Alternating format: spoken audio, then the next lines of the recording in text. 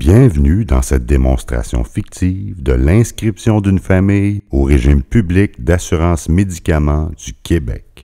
Cette capsule est une présentation de l'Avenue. Monsieur Lauzon veut inscrire tous les membres de sa famille au régime public d'assurance médicaments.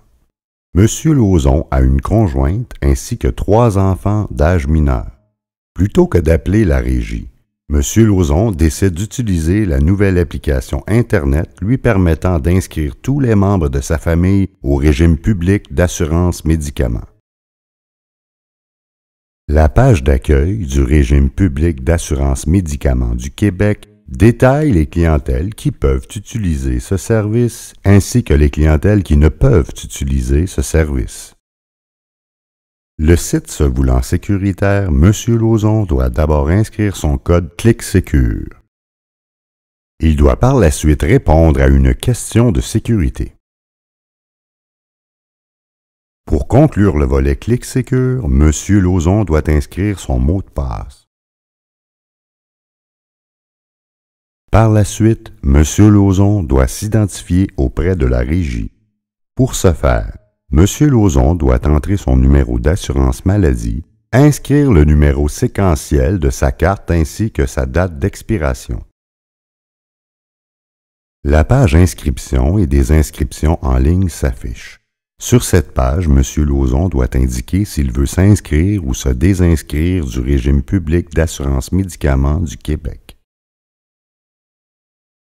La page d'inscription s'affiche. Sur cette page, Monsieur Lauzon doit indiquer à partir de quelle date il souhaite être inscrit au régime public d'assurance médicaments. Par défaut, c'est la date du jour qui sera inscrite. Monsieur Lauzon doit également indiquer s'il est admissible, oui ou non, à un régime privé à cette date. La page inscription du conjoint s'affiche maintenant. Sur cette page, Monsieur Lauzon est invité à confirmer que Madame Clémence Mercier est sa conjointe. Il doit également indiquer si Mme Mercier est admissible ou non à un régime privé à la date demandée.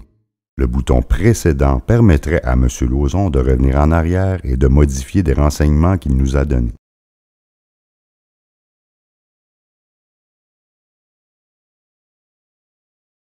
La page inscription des enfants s'affiche.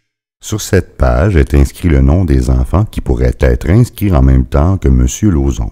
Monsieur Lauzon est invité à cocher le nom des enfants qu'il désire inscrire et qui répondent toujours à la définition d'enfant selon la régie. La page résumée s'affiche. Sur cette page, on retrouve l'ensemble des actions commandées par Monsieur Lauzon. Celui-ci doit confirmer avant de transmettre ces informations à la régie. On remarque qu'il est possible pour Monsieur Lauzon de cliquer sur le bouton « Corriger » afin de revenir sur les informations déjà données. La page confirmation apparaît maintenant à l'écran. Celle-ci indique le numéro de référence du demandeur. Elle donne également au demandeur les informations relatives à son inscription. Le demandeur a la possibilité de conserver cette page en l'imprimant ou en l'enregistrant.